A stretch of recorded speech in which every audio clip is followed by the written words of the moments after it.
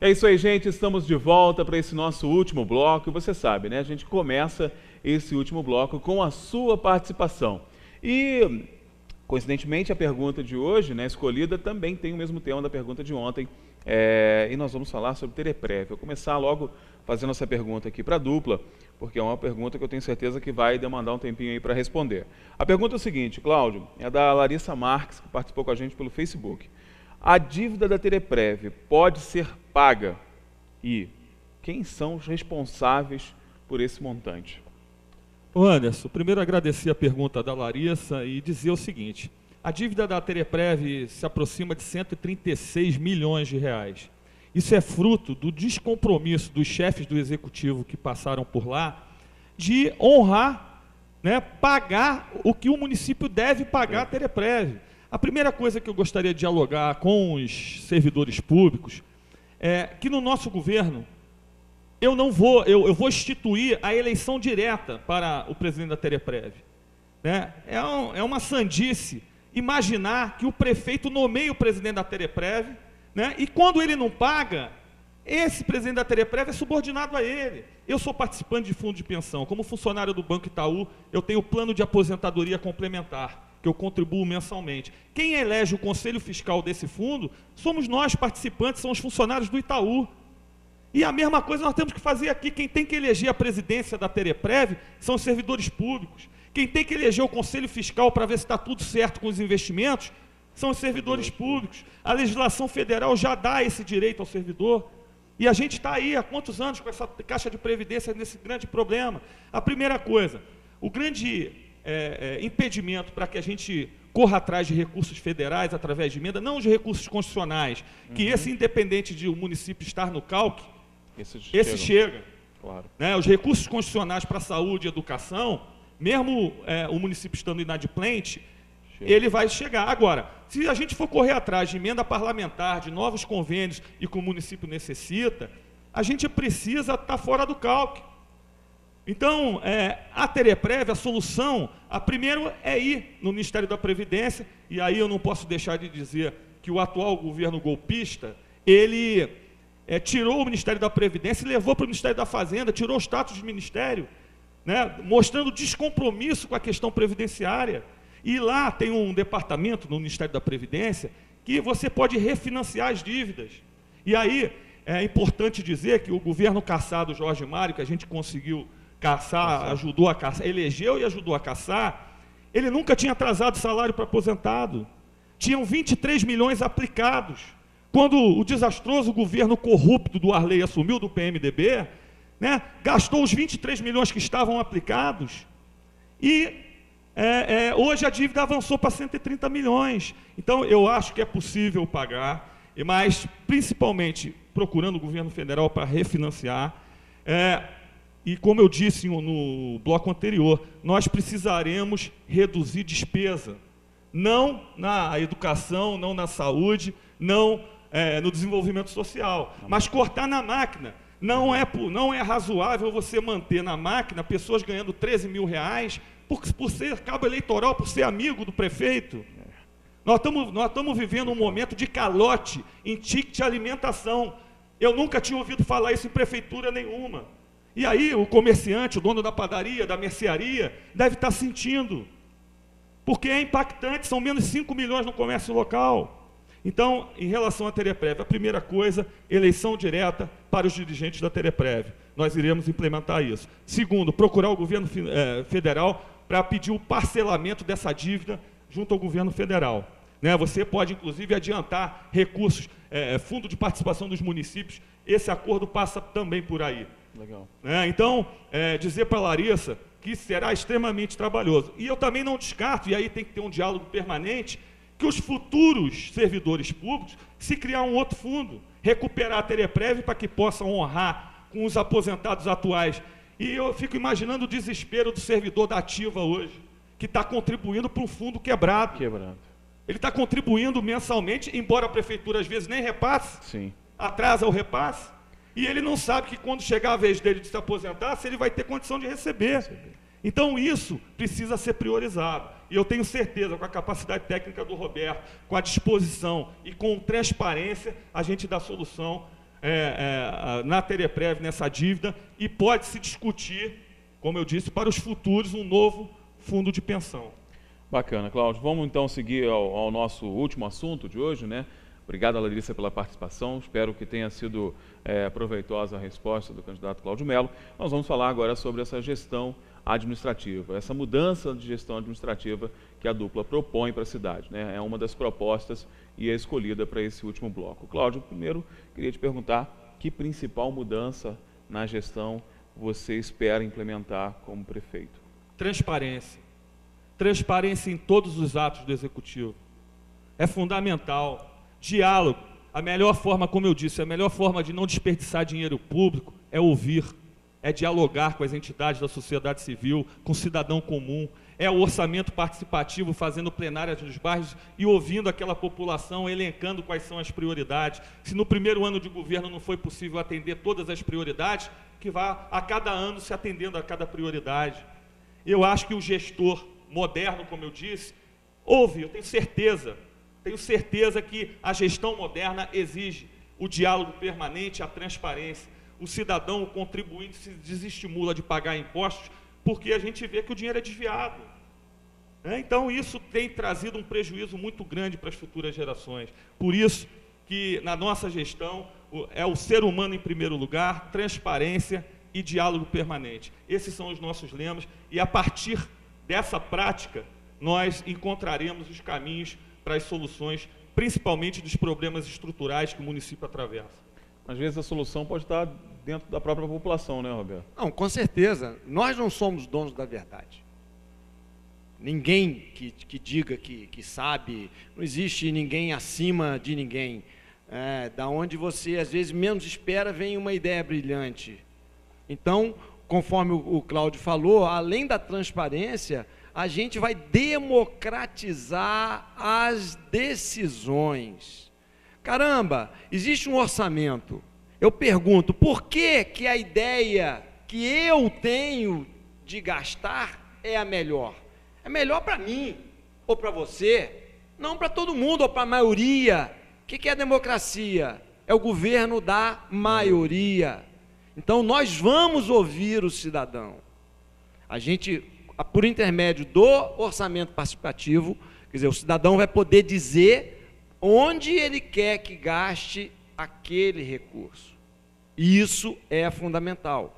E além do orçamento participativo, uma outra questão importante na nossa proposta é o seguinte, que de 15 em 15 dias, ou numa periodicidade ainda a ser definida, ou o vice-prefeito, ou o prefeito, ou os dois, por que não, estarão nos bairros, né, escalonados, com data certa, local certo, para ouvir o cidadão poder falar com o prefeito, ou com o vice-prefeito, para a gente ouvir, sem intermediário, sem precisar ir pedir fulano para, não precisar, sem intermediário. Então, é isso, é transparência, diálogo, democracia, é assim. Ô Anderson, é importante a gente registrar que os últimos prefeitos tiveram 50% de poder de remanejar o orçamento dado pela Casa Legislativa com meu voto contrário. No último orçamento, eu consegui avançar para reduzir para 40%. E aí, quando a gente fala de orçamento participativo, por que eu não posso pegar 10% do orçamento e dizer assim, ó, quem vai definir aonde vai ser gasto esse dinheiro é a população, é o contribuinte. Quer dizer que o prefeito ele pode remanejar 50% do orçamento. E a gente vê que com todo esse poder, o município do jeito que está. Né? O iluminado, eu não sou o iluminado. Nós não temos a pretensão de saber tudo, ao contrário. Né? Então, quando a gente afirma que o gestor moderno precisa ouvir, a gente confia nisso, a gente acredita nisso. Como o Roberto falou, as pessoas simples às vezes têm a solução que a gente não conseguiu enxergar. E aí tem que ter humildade, não tem que ter arrogância, dizer que eu sou o dono da cidade. Nós não vamos ser dono da cidade. Nós não vamos achar que o contribuinte tem que pedir favor ao prefeito. A cidade não é do prefeito, a cidade é da população, é do contribuinte. Então, não tem esse autoritarismo de dizer eu sei tudo, eu que vou fazer. Nós queremos ouvir, queremos dialogar. Antes, eu queria só complementar, Claro. dizendo o seguinte. Eu falei que eu sou auditor fiscal da Receita Estadual. E eu tenho orgulho de dizer que eu sou servidor. Então, eu entendo que o político com o mandato, o prefeito e o vice-prefeito, eles são servidores. E o salário deles é pago pelo imposto que o cidadão paga.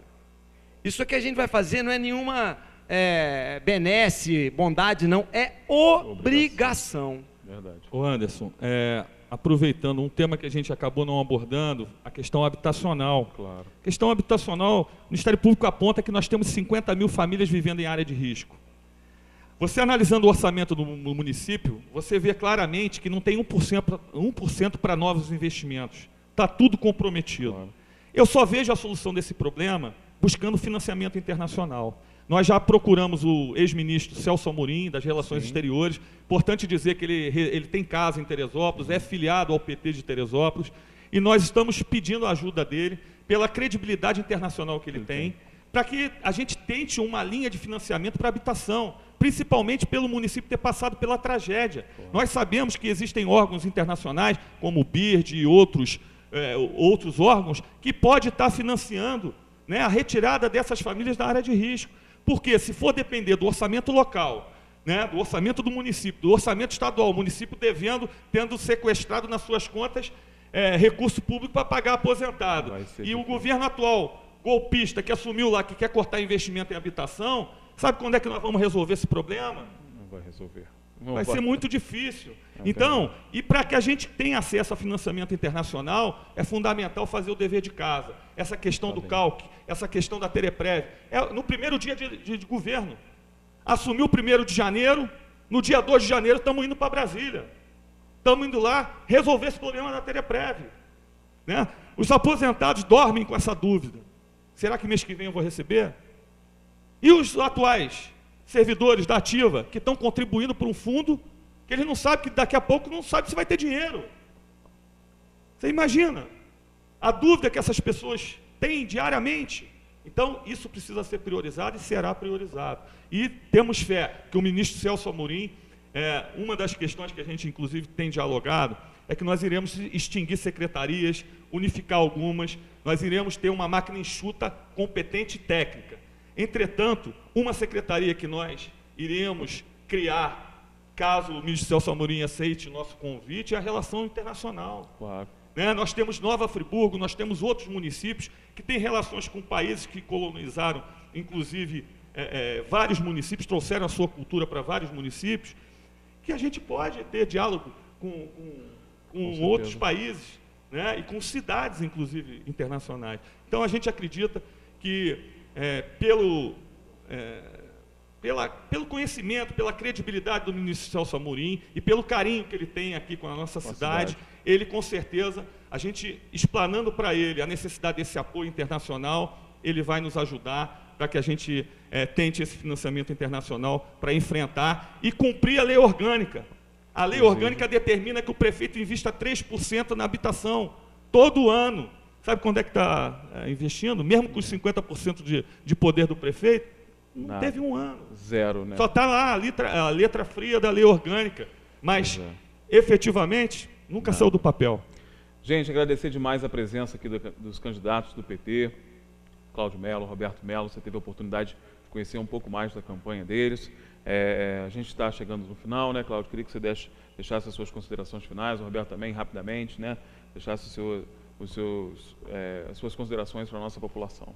Bom, primeiro, mais uma vez, agradecer ao Grupo Diário, parabenizar. É assim que a democracia vai avançar. E dizer para a população que a gente precisa de uma oportunidade, que acreditem na nossa proposta, que disposição para trabalhar, para enfrentar os grandes problemas e graves problemas que o município atravessa, nós temos. E nós temos lado, nós temos posições claras, nós não somos titubeantes, nós não ficamos em cima do muro.